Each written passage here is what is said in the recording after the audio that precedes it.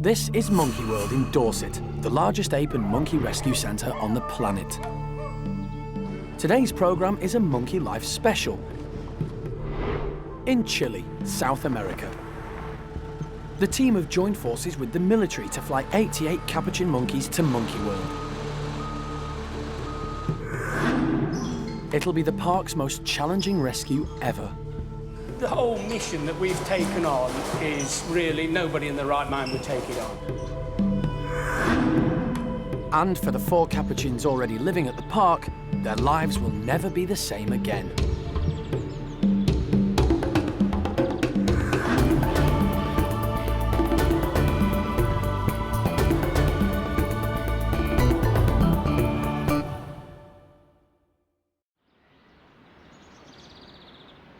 Monkey World is home to 15 different species of primate. One of these is the capuchin monkey. At present, 4 live at the park, but they're about to be joined by a whole lot more.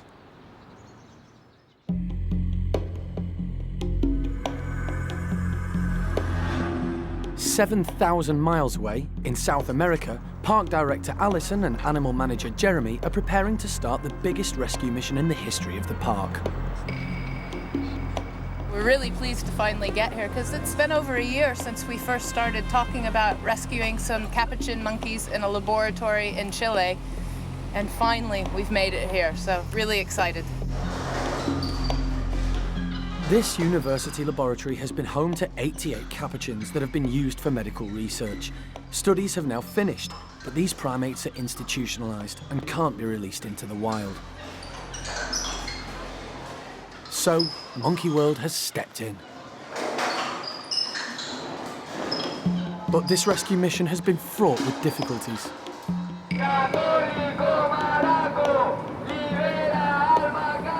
There were all sorts of political problems, animal protesters at the lab threatening the lives of the researchers, and so on. So the lab really had to make a decision and say, you have to come take the monkeys now, and you can take whatever you can take. The Monkey World team had planned to transfer the capuchins gradually in smaller groups, but those plans have now changed. All 88 are to be moved at once. It's a massive task, and today, Alison and Jeremy are going to meet the monkeys for the first time. Well, what we're trying to do is get a basic assessment of what everybody's mental state is, and also, of course, any physical problems or any management husbandry problems. Some individuals don't take anesthetic well. Some individuals, are a little bit crazy.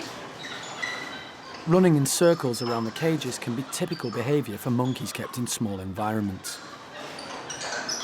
The abnormal behaviour doesn't bother us so much because it's quite likely that when we get them out of this environment and into a new environment, that might all go away. The staff here are worried about their safety and don't want to be recognised, but it's clear to the team that, although the conditions here are very basic, the monkeys have been looked after well and their overall physical state is better than expected. A lot of the worries for me when I came here would be to the husbandry that they've had, and just looking at the way these people are with the animals, they clearly are really caring people looking after the animals in this situation, and that's really going to make our life so much easier when they get back to Monkey World. I mean, it's not going to be easy by any standards, but it could make something possible rather than impossible. Later, things take a turn for the worse for one of the capuchins, and he needs emergency surgery. And the team discovers there might not be enough room to get all the capuchins on their rescue plane. Alison and Jeremy have a tough decision to make. Jeremy and I are trying to think that if we have to leave half a dozen behind, which ones are the candidates that would have to remain.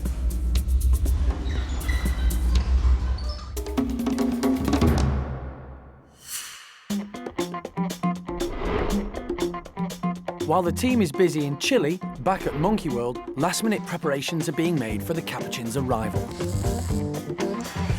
The staff have spent weeks designing and building the capuchins' new homes and enclosures, and they've been creative, developing their final, elaborate design. What we've done for the capuchins, we started off, primate care staff got involved and we made a model. And from the model, you know, the structure's gone up. We've put in staircases that we've never done before in the park, a spiral staircase, a different dimension to the enclosure, and hopefully the capuchins will use it. There's more hose pipe to go up, there's nets to go in, there's rope bridges to go up. Everything's user-friendly, everything's homegrown, if you like, as well, as much as we can. And it's environmentally friendly as well, as much as we can. There's no bad things in here, if you like. Everything's unique and growing as we can help it.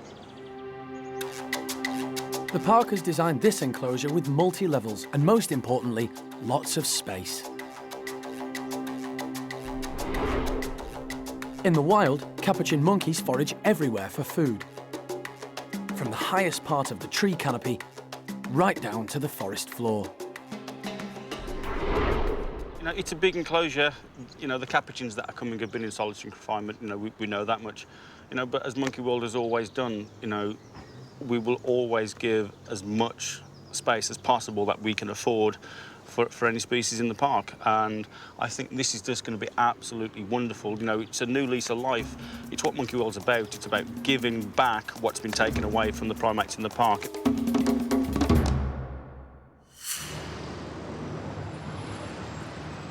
Back in Chile, it's day 2, and the enormity of the task is starting to sink in. The whole mission that we've taken on is really nobody in their right mind would take it on. I mean, it's never been done before, nothing like it has been done. You know, we've learned so much along the way, but it's like any science, the more you know, the more you realise you don't know anything. One crucial thing Alison and Jeremy have to do is assess the monkeys' social skills. If there's going to be any chance of rehabilitating these capuchins, they're going to have to be able to interact with one another in a large group. Most of these primates have lived alone in cages, so it's a big risk and just may not be possible. But Jeremy's pleased at how aware of one another the monkeys appear to be. I mean, even though this animal can't see that animal, they're chatting away. You can hear them. They're all chatting away. They all know each other. So, although they're going to be upset, and it's all going to be very new for them and all that stuff, they're going to be chatting away. They're going to be talking to each other, and that is going to really help them. It really is going to help them a lot. And, even more surprising for the team, there's a noticeable hierarchy of dominance in each room. The alpha male in this one is 30-year-old Gorillon. And this morning, the team has noticed he has a medical problem. He's got a swelling under his left eye, and that's almost definitely an infected canine tooth. So, with any dentist work, the first thing you've got to do is clear up the infection, which is causing the problem. So we talked to the ladies here, and they're going to put him on some antibiotics, possibly give him a long-acting antibiotic, which will cover him till we get back to Monkey World. Still got a few miles to put on the clock, haven't you? Some of the younger primates are let out during the day. This gives Jeremy more of a chance to observe how the monkeys react to one another. He says, I'm not sure about you. I have that effect on people, don't worry. But he's dashing about all over these cages with the other animals in, and nobody's going for him. Nobody's biting his fingers or toes or tail or anything. Are we going to play this game? No? No? No, he said no. The plan is to place these capuchins in 2 large groups back at Monkey World, and everything that Jeremy and the team have seen here is encouraging. It really looks as if they might adapt to life in the open. And the sooner you're not number 124, but have a proper name, the better, I reckon. Isn't it? Coming up, the transportation of the capuchin monkeys to England is being organised by the Chilean Air Force. But will all 88 be able to get on board the military aircraft? There is some question mark now as to whether or not all of the boxes with their water bottles that sort of add a bit of extra dimension to it will all fit into the cargo bay area of the plane that we've been allotted. and Monkey World's 4 resident capuchins are blissfully unaware that they'll soon be sharing their breakfast with another 88 of their own kind.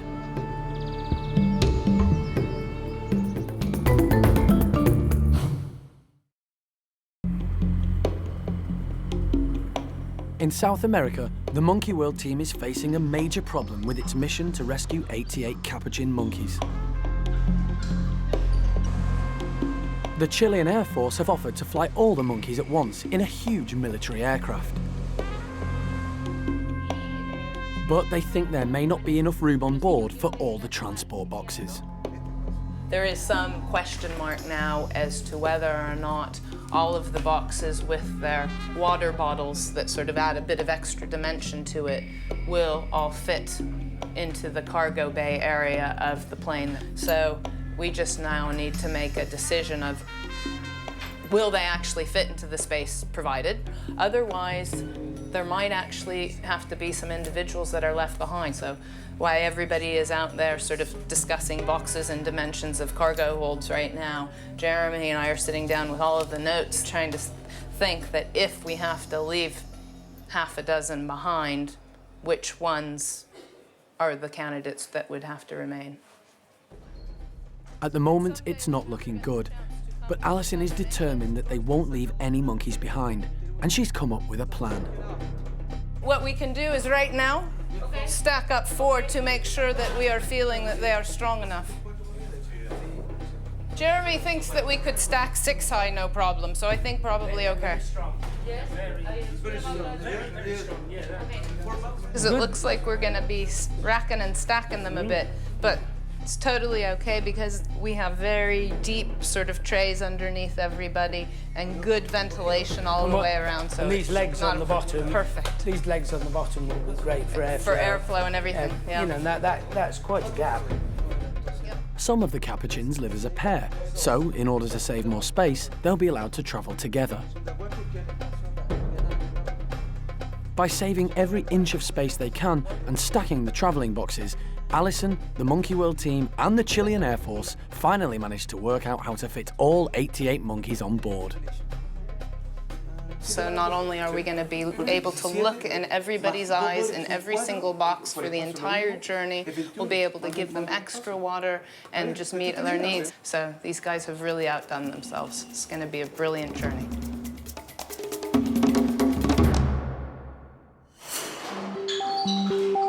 But the number may already be down to 87. Alpha male Gorillon's medication has not been enough to keep the infection in his canine tooth at bay. He needs surgery before he can travel to Monkey World. He has infection in his tooth that caused a swelling on his face, which we have seen before, and now the dentists are cleaning it out, and they'll give him a root filling, which is really good for Gorilla because he is 30 years old. He's already missing 1 canine tooth, so being able to keep that extra canine tooth on the top is really good. Gorillon will be given medication and carefully monitored for the next couple of days. Day after tomorrow, I'm sure it'll be fine by then.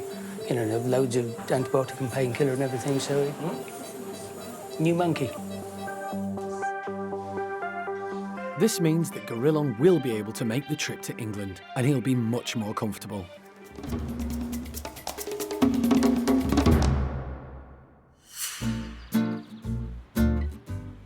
Back on the other side of the globe, the 4 capuchin monkeys who already live at Monkey World are blissfully unaware of the new arrivals headed their way. It's breakfast time, and today their fruit is being served with a difference, in jelly-filled bottles. Each of these 4 monkeys has a very different character, and nothing shows this more than when there's food on offer. First out is female, Terry. At the moment, she's the only capuchin girl at the park, and she's smart enough to know she has to get in quick before the boys show up and grab all the food.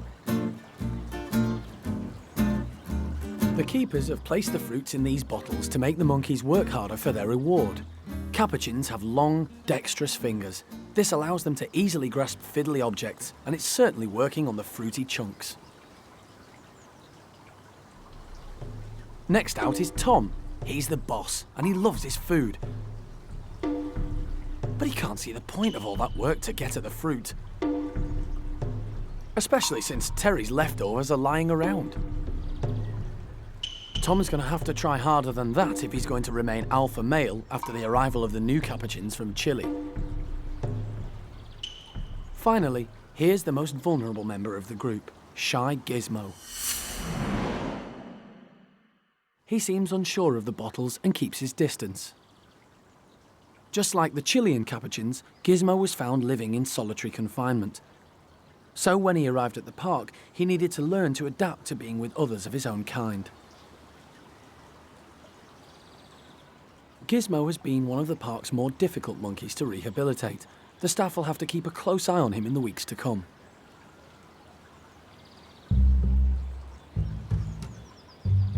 Tom's decided to move on from the leftovers and have a go at a bottle himself. Capuchin monkeys are the most intelligent of all the South American primates, but this all seems a bit too taxing for Tom.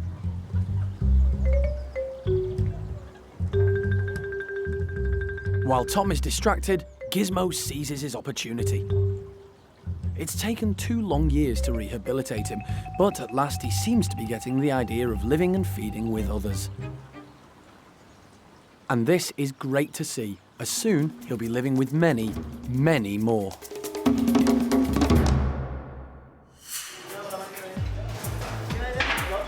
In Chile, the mission has started to get all 88 capuchins ready and into their travel boxes.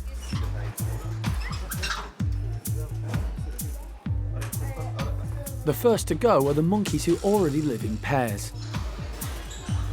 It'll actually be a much more easy journey for them because they'll have companionship and it makes it sort of more comfortable and friendly, and they can sort of hug each other on the whole journey. So those that were already paired up, we're leaving in pairs, transporting in their existing cages so that they feel familiar and don't get freaked out. So far so good. But some of the monkeys who do have to move boxes aren't happy to just walk into them, and they need a little firm encouragement.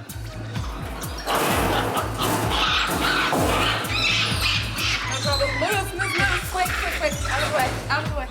That girl didn't want to go. And you get to a point when you've got to do something, and don't mess about. If you're going to catch her. Don't think, should I? No, just go for it. And she didn't even try to bite, and then it's done. But all that, she was getting upset with this method and that method and the other method, so just grab her and put her in a box. And it really is that simple, but you've got to go for it. The job of loading the boxes onto the transport lorries has begun. The capuchins have not been sedated because it's dangerous to transport an animal unconscious. It's also less stressful if the monkeys are fully aware of everything going on throughout the journey. And everybody's made the transition down into the truck really well. It's been a really nice, calm move, so it's a good start, really good start. They know this is the best thing for the monkeys, but it's hard for the staff who've spent 20 years caring for them to say goodbye.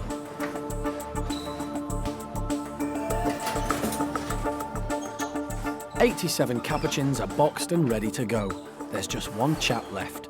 Gorillon has recovered well from his tooth op. Don't worry, you're coming as well. We're not going without you, old man. No, we're not coming without you.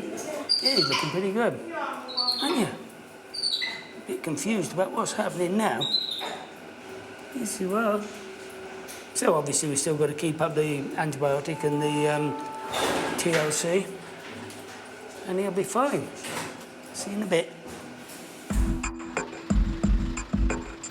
For many of the capuchins, even just the trip to the airport will be the first time they've experienced the outside world. And once they get to the park, it'll be the first time they will have ever seen daylight. Yeah, it's sort of amazing to think that these guys have never been outside in their lives, a lot of them. So this is the first feel of fresh air. Most of them are pretty calm, actually. You see, they're just sort of curious looking around, and I'm actually impressed how calm they are, considering that they've never been outside of that lab before. The job of loading the capuchins onto the plane is a massive one. It'll take 25 people 5 hours to complete the task.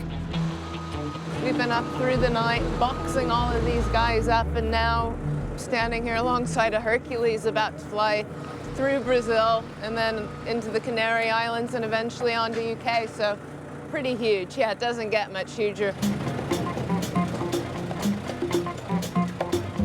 It's dawn when the plane finally gets clearance to take off.